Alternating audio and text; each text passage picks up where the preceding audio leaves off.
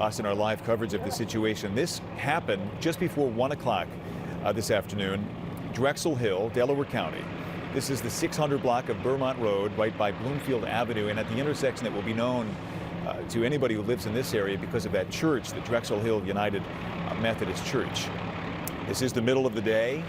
Obviously, morning mass would have been over, but very often there are noon prayers, and perhaps there were folks inside the church at the time. Nonetheless, the woman we heard from moments ago via Brianna indicated just how loud this whole thing was when the helicopter first started to come lower to the ground and then seemingly bounced.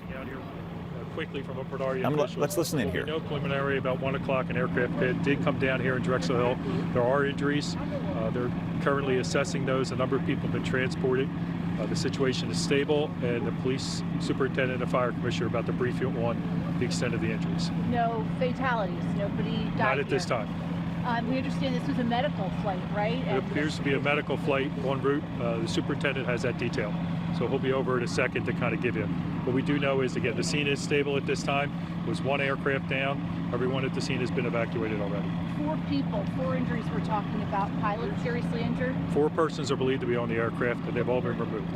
Details are going to be with us in just a second, so I think they're ready to go with the briefing. I know, I grabbed you a little bit. All right, we are getting word that they are getting ready to update us here. We just heard a little bit of that not too long ago, Brian, so we're going to turn over to that as they're about to head over here to give us an update on the crash situation.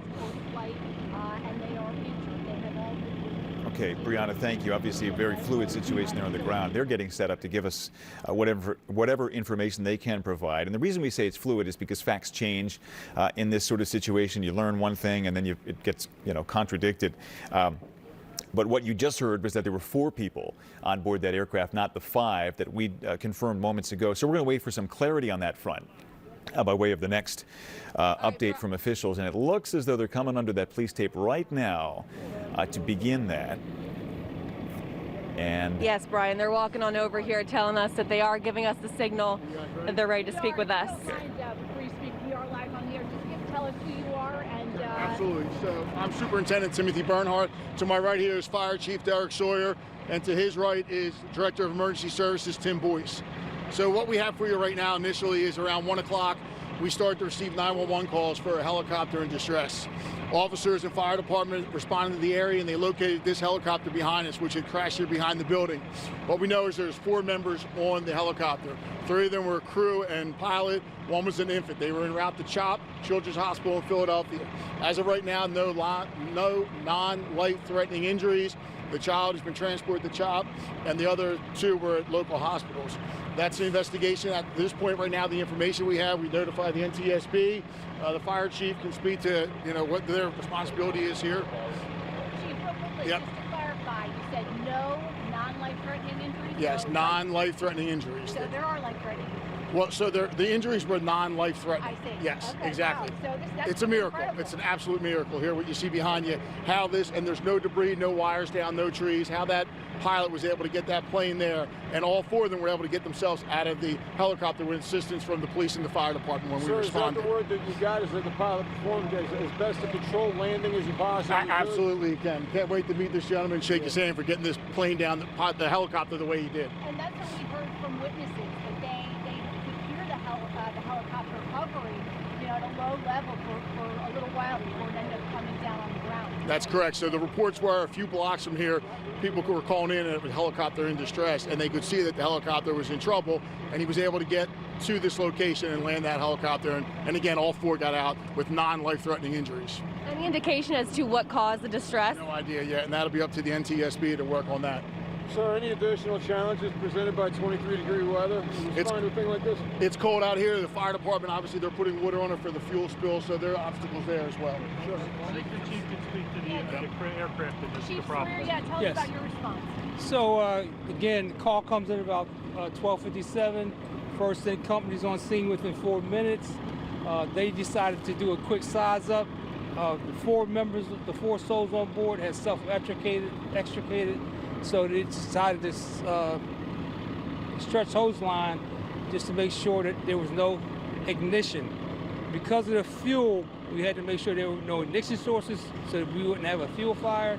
They started diking the area to keep the fuel contained so it wouldn't run into the water drains. Again, as you heard, Superintendent Bernhardt said this was a miraculous landing. We went inside and checked the structure of the church to make sure there was no damage to the church. Again, we had about 5 pieces of apparatus and 30 firefighters and 7 medic units respond to this incident. So just to be clear, it's from what I'm understanding, the 4 people on board, which included an infant, all the adults, everybody was able to get out on their own. Everybody was able to self-extricate.